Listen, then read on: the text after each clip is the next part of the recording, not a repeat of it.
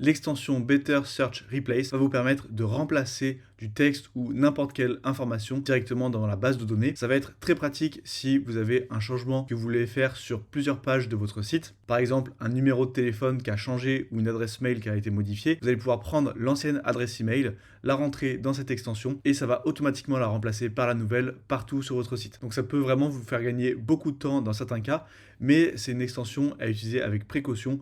On verra qu'elle peut parfois déclencher des erreurs puisque ça va agir directement dans la base de données. Donc je vous expliquerai comment éviter d'avoir des erreurs sur votre site suite à une modification. Donc c'est cette extension qu'on va installer, Better Search Replace. Je clique sur installer et pendant que ça s'installe, vous pouvez rejoindre gratuitement la méga formation gratuite WordPress. C'est la formation gratuite la plus complète jamais créée. J'aborde tout, WordPress, WooCommerce, le référencement et même devenir freelance. Cliquez sur le premier lien en description pour la rejoindre gratuitement. Je vais activer l'extension.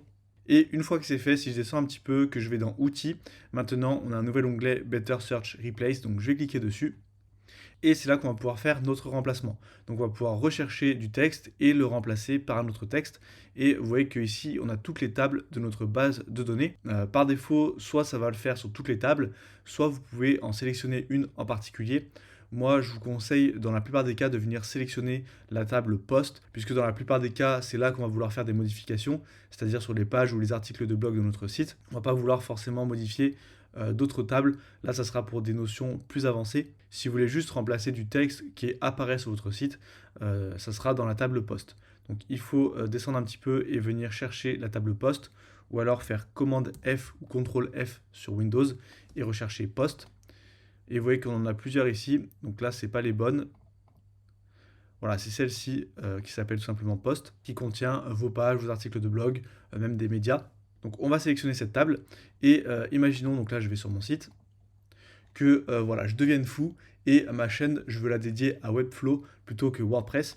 Et du coup, sur mon site, je veux remplacer WordPress partout, sauf qu'il apparaît vraiment à de nombreux endroits. Donc ça serait assez chronophage de le faire manuellement. Donc là, on va pouvoir rechercher WordPress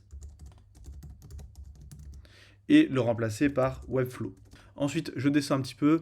On peut être sensible à la casse. Donc moi, je vais cocher pour être sensible à la casse parce que je veux que ça soit quand WordPress est marqué comme ça, que je le remplace par Webflow. Et ici, faire un essai, si vous laissez cocher, ça ne va pas tout de suite appliquer les modifications. Donc je vais le faire. Je vais faire le test. En fait, une fois que c'est fait, vous voyez qu'ici, on a le résultat de l'essai. On nous dit qu'il y a 275 chaînes trouvées qui peuvent être mises à jour. Donc il y a 275 endroits où WordPress va être remplacé par Webflow. Donc là, vous voyez que je gagne beaucoup de temps. Et je peux cliquer ici pour avoir les détails. Et si j'ai la version pro, je peux eh bien ici voir en fait toutes les modifications qui seront effectuées.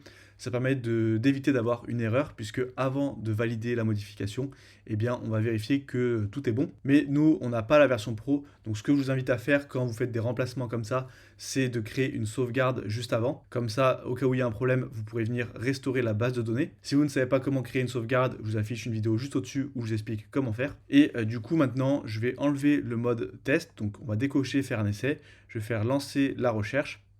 Cette fois, on a bien 275 mises à jour. Et maintenant, si j'actualise mon site. Et là, comme vous pouvez le voir, on a encore WordPress qui apparaît. Donc la modification n'a pas été prise en compte. C'est sûrement parce qu'il manque une table. Donc il n'y a pas assez d'éléments dans la base de données qui ont été modifiés. C'est pour ça qu'ici, je vais sélectionner également post meta. Donc là, on vient de faire post.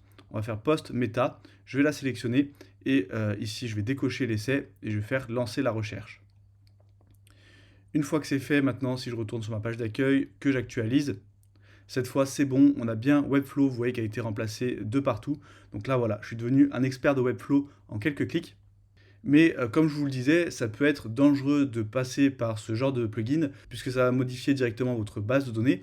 Et par exemple, ici, WordPress, vous voyez qu'il est dans mon URL et en ayant fait une mauvaise manipulation, ça aurait pu très bien remplacer WordPress ici par Webflow et donc causer une erreur fatale sur mon site puisque l'URL du site ne serait plus bonne. Pareil si vous modifiez une date et que cette date est modifiée dans l'URL des images, puisque par défaut dans l'URL des images est à chaque fois la date d'importation, et bien du coup toutes vos images n'apparaîtront plus sur votre site puisque l'URL pour aller chercher l'image ne sera plus bonne. En restant dans les tables post et post meta, vous limitez déjà les chances d'avoir un souci, mais ça peut quand même arriver, donc faites bien une sauvegarde pour pouvoir restaurer en cas de problème, ou alors vous aurez juste à revenir en arrière. Imaginons que vous remplacez une date par une autre et que ça cause des problèmes, et bien tout ce que vous allez faire, c'est ici inverser le rechercher et le remplacer par afin de revenir à l'ancienne date et votre site redeviendra comme avant. Et là, ça a été modifié directement dans la base de données. Donc si je vais modifier avec Elementor, vous voyez que si je clique sur un widget, là on a Webflow qui a directement été remplacé ici. C'est pas juste un remplacement de surface, comme on pourrait dire, où l'utilisateur voit Webflow, mais en fait dans le code il y a encore WordPress. C'est vraiment directement dans la base de données. Donc tout le texte a été modifié, peu importe le constructeur de page que vous utilisez. Si vous voulez monter en compétence sur WordPress, je vous conseille de rejoindre ma méga formation gratuite. Vous apprendrez à créer un site vitrine, site e-commerce, à référencer votre site ou à devenir freelance pour vendre vos prestations. Le détail du programme est disponible sur le premier lien en description. Vous allez voir, c'est vraiment une formation complète et gratuite. Donc je vous invite vraiment à la rejoindre. Et je vous dis à bientôt pour une nouvelle vidéo.